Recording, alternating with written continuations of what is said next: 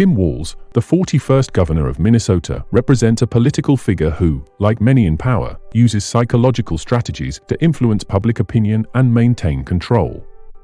The dark psychology behind his political maneuvers revolves around manipulation, appeal to authority, and emotional influence to shape the narrative in his favor. One key strategy is the use of fear and control, particularly during the COVID-19 pandemic. By imposing strict lockdowns and enforcing controversial mandates, Walz tapped into public fear of the virus to justify extreme measures. This type of leadership often fosters a reliance on authority figures during times of crisis, creating a psychological dynamic where citizens are more willing to surrender freedoms in exchange for perceived safety.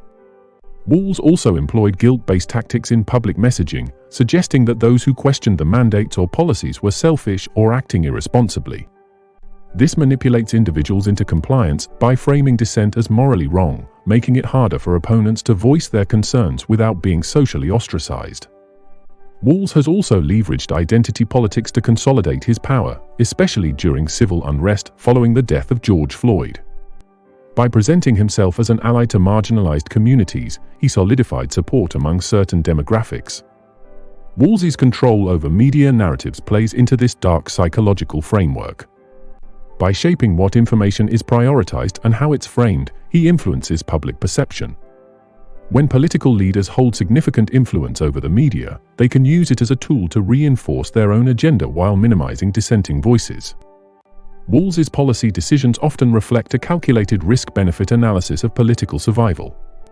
The political calculus behind controversial decisions like law enforcement reforms or economic restrictions demonstrates how psychological tactics are at play. By navigating between appeasing both progressive factions and more moderate voters, he ensures continued political support. His use of compassionate language is another psychological tool to reduce resistance. Phrases emphasizing collective responsibility and the common good may obscure the self-serving nature of his decisions.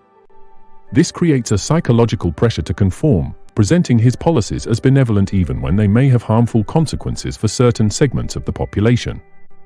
The ability to harness groupthink is central to Walz's political strategy. During moments of heightened emotion, such as in the aftermath of tragedies or societal upheaval, he directs public sentiment towards specific narratives. If you learn something new about how psychology affects our daily lives, then consider subscribing to my YouTube channel so that you don't miss the next episode. Until next time, stay sharp.